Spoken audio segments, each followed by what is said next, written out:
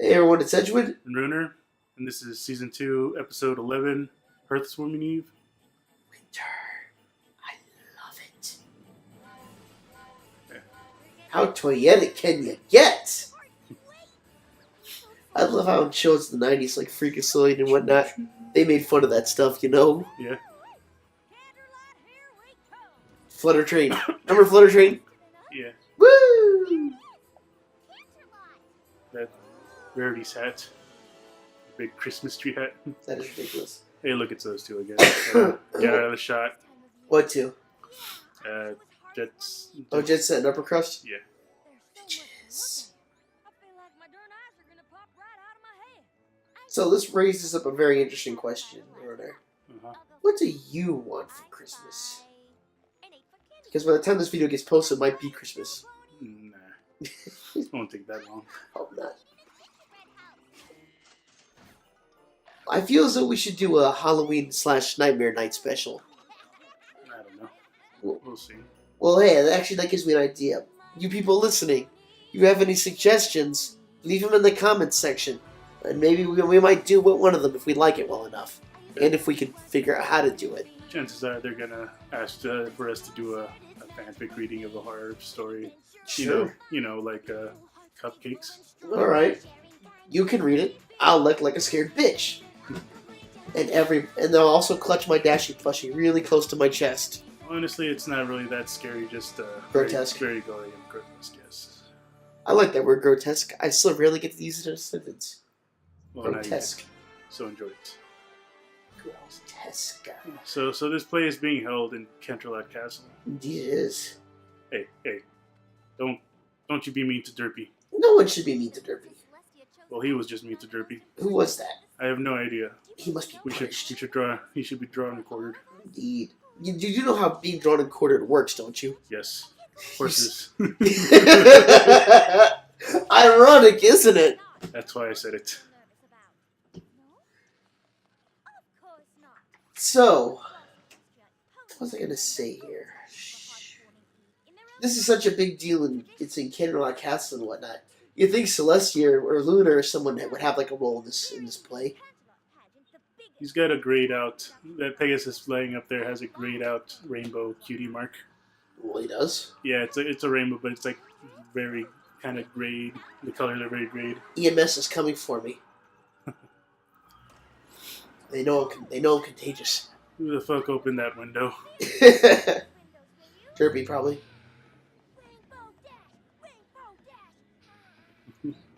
Yes. I do like Pegasi helmets. I love the Pegasi culture. It's so Spartan. Yep. And I love weapons and Spartan-y stuff. The Pegasi do seem like they would be a very good warrior culture. There she is. So, Spike's like, I'm not getting in the middle of this. Yeah, I wouldn't. Why is that dragon on stage? Someone get him off. He's ruining the show. He's wearing pants. Sweet. No, or are they just the leggings? They might be leggings. I don't think they have. No, yeah, he is. He's wearing pants. They know about pants? Apparently, he's My wearing. God. Yep, those are pants. Oh my.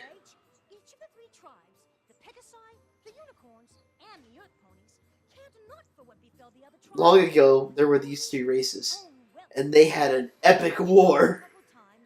I thought you were gonna say there were three racists who were all very racist toward each other. Actually, now I think about it, I should have said the thing from Animatrix. For a time, there was Earth Ponies, Unicorn, and Pegasi. They lived together in harmony, and it was good. But then the time of the machine... Oh, wait, sorry. Hey, look, I the Cutie Mark Crusaders got front row seats. Hell yeah, they deserve it, especially Scootaloo. Dude, I want to see this play directed by Michael Bay. I would love to see Michael Bay actually direct a Broadway play. Oh my God, have you seen If Up was directed by Michael Bay? Yes! That was fucking hilarious and slightly awesome. Either ponies' imaginations are amazing that they're able to do this, or they have really good props. They might be doing it with like magic, like illusion spells. That would definitely be cool.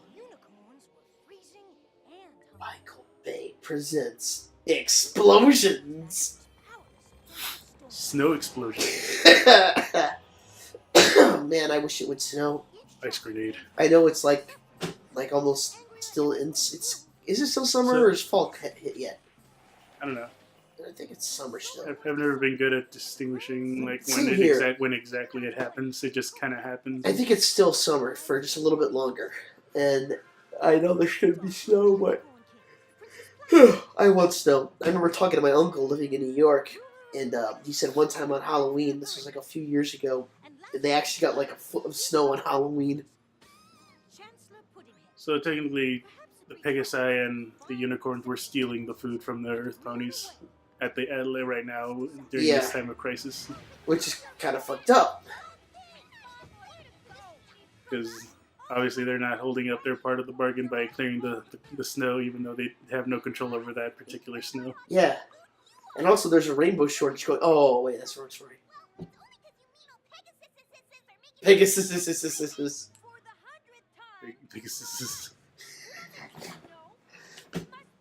For the 100th time. This is the first time we're meeting. What are you talking about? No, that'd be great. Like, for the 100th time, this is the first time we're meeting.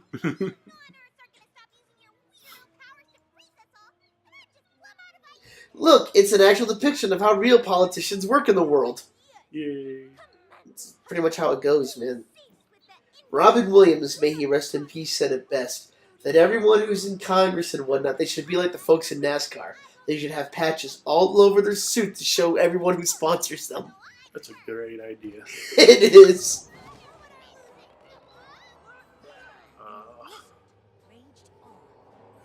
So cold. What are they called? Wendigos? Yeah. Dude, in a Doctor Who's an assistant Christmas special, they reference this episode. I can't remember how. I know it's part of it somehow. It's really cool. That's all I know. Get it? Cool. Hold on. What am I waiting for? I think I missed it. What was it? What role Fluttershy is playing? What's the name of the pony she's playing? Oh yeah. Well, I can never remember it. Commander Hurricane and Private Scaredy Pants, is it? I'm not sure. I'm thinking that's it. That's funny. Hurricane's a great name. They actually it's kind of going in the tradition of the Wonderbolts. Spitfire's named after a British fighter. And Rainbow Dash, her character is also named after a British fighter from World War II, the Hawker Hurricane. The Spitfire, gets a lot of recognition historically because of its role in the Battle of Britain, but it was not the main aircraft of the Battle of Britain. It was actually the Hawker Hurricane. So I think it's kind of cool that they're naming Dashy the Hurricane and Spitfire. It's something I'm sure the writers have no idea about this kind of thing, period. But to a war junkie like me who can just draw those little Easter eggs for ourselves, I find it very satisfying.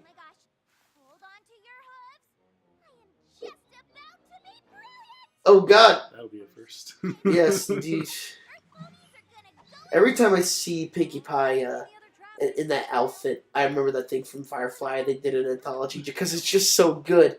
I like Firefly, and I like what they did with this. Yes. This is a fertile land, and we will thrive. We will rule over all this land, and we will call it this land. I'm trying to remember the actual scene in Firefly. I think it was... I can't remember what character it was now. It was so long ago. But he was like doing that whole thing. He had two little dinosaurs. He's going like this. Oh shit! Oh. Private. So okay, so she's a private.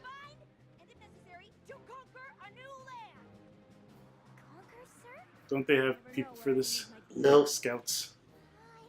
Yeah, usually, but this is older style come military actions, not modern. And a lot of times journals like to be the forefront of all this.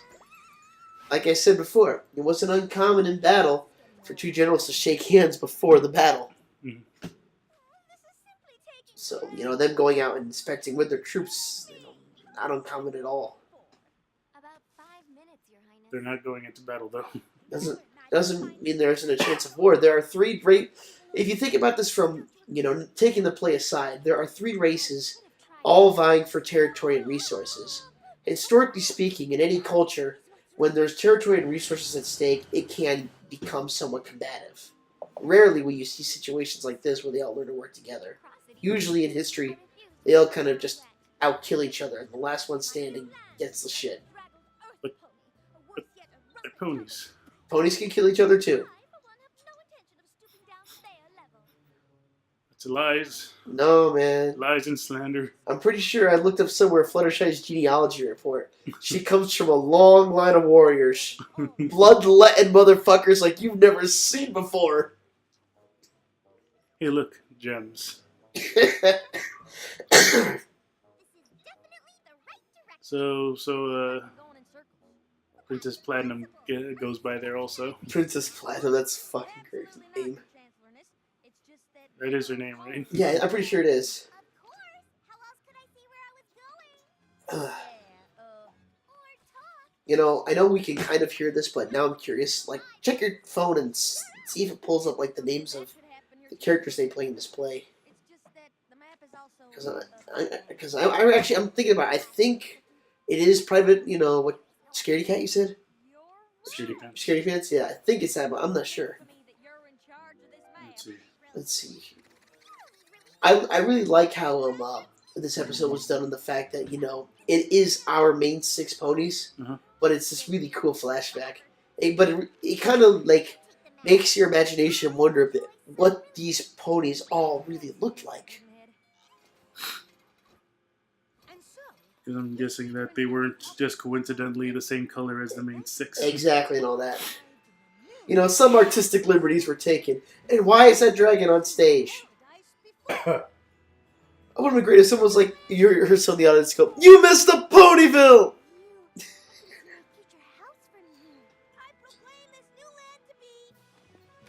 Ugh. I need some water, man. That tastes so good. If you think about it, this show really abuses some, time jumps. It does? Well, think about it. A lot like, someone pointed this out in season 4. I think it was, Firemaid from Fab Equestria. That in almost every episode we see in season 4, when they're in Ponyville, there is some kind of festival going on. A festival or fair or event. You notice that? Because he's totally right. And we don't know how much time goes between each episode. For all we know, it could be a couple months or a couple days or whatever. And I still want to know how old all the ponies are. Obviously, they're old enough to drink. I'm thinking like early 20s. I don't know. Haven't the foggiest. You haven't the foggiest? Nope. What about, you have the mistiest? Nope. Oh my. So Pinkie Pie's stating where Ponyville's gonna be. I thought Granny Smith determined that. Yeah, that's why this episode is so confusing. Because supposedly it was the Apple.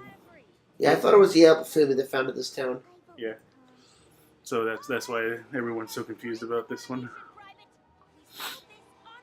But, or this could just mean that Granny Smith is a bold-faced liar. Could be. Or, if we want to go down a darker road, there could have been a town founded here and then something happened to wipe out every pony and everything. Then it was just barren land until the Apple family found it and resettled. Alright, here's the casting call. Alright. Spike as the narrator of the play. No one cares. Pinkie Pie as Chancellor Puddinghead, leader of the Earth Pony Tribe. Applejack as Smart Cookie. Rarity as Princess Platinum, Okay. the daughter of the Unicorn King. Twilight Sparkle as Clover the Clever. Rainbow Dash as Commander Hurricane, leader of the Pegasus Pony Tribe. Oh, okay. It's a private pansy. Private Pansy. Yeah. That sounds fucking adorable. How much you want to bet if you were to look in pony history, if there was any kind of war, Private Pansy becomes some kind of great like war hero on the scale of Audie Murphy or some shit? That'd be great. Dude, don't look that one in the eye. That's the Private Pansy. I'm sorry, I just really like war.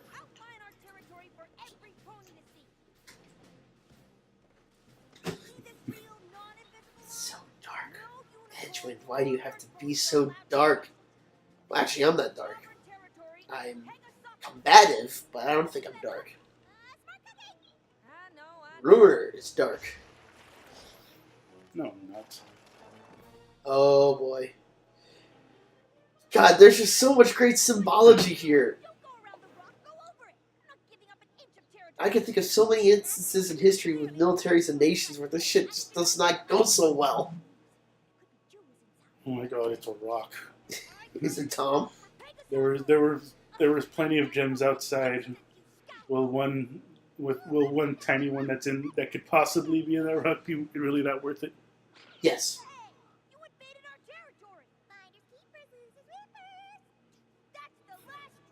I just noticed the bow on Pinky's back.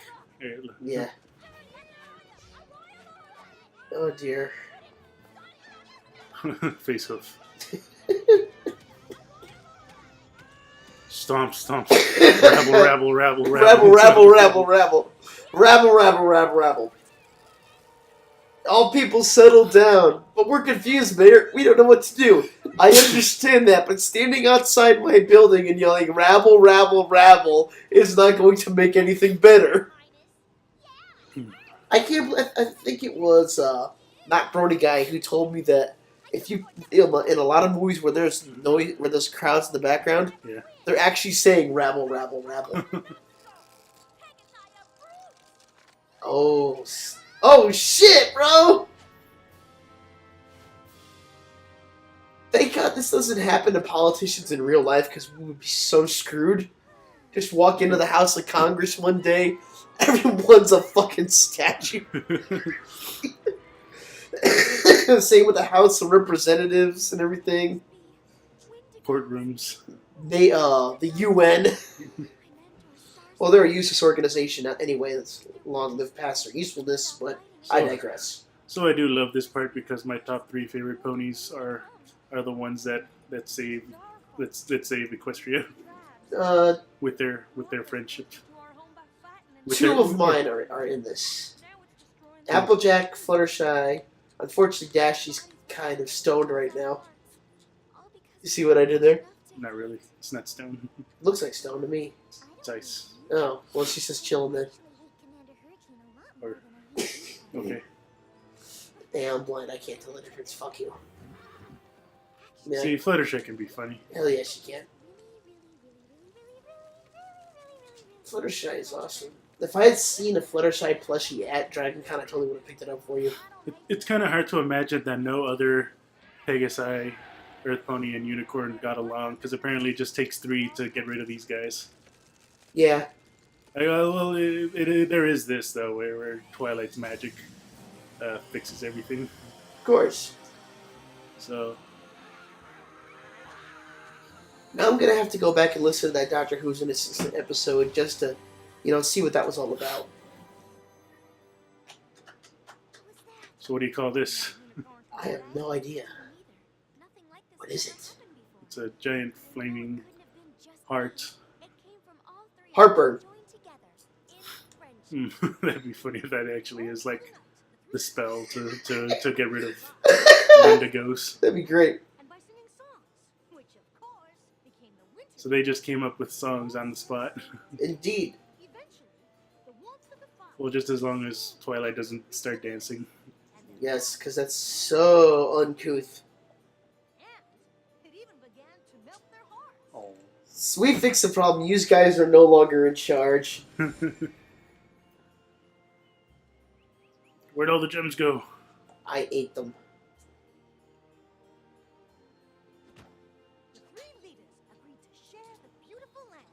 sword. So apparently, they don't mention anything about Celestia in this story, but Maybe Celestia was just kind of overseeing things. maybe, but like, I guess it's did they know about her yet? Because it'd be quite the convenient coincidence that the flag that they decided to represent their unity is a Princess Celestia and Princess Luna on their flag. Well, they might not have known of them physically, but maybe they're heard of in legend. Mm-hmm. There are lots of things that are in legend that we that we put on flags and whatnot. And just kind of weird symbological stuff like that. Like, for example, there's in DC in the what's it called, the House of Congress and all that. There's a painting on the ceiling. I can't remember what the fuck this painting's called, but basically it depicts George Washington as God. So, you know, for them to have a banner with the sisters on it, yeah, you know, they could be just aware of the sisters in legend or whatnot. You know, it's not that far a stretch for me. Praise Luna. Have you heard about this coincidence? What? Take Neil Armstrong's last name, Yeah? and then at the end put his first initial, Yeah? and read it backwards, and it spells alien. Spooky. Coincidence? I think so! A pretty cool coincidence. It is. That's like if you were to take Edge and Wind and put them together, you'd have my name. Dear sweet Celestia. I am Edgewind. Well, Dude, I'm a little freaked out right now. We got to end this recording right now. All right. See you guys later. Offend Osiris. Bye, everyone.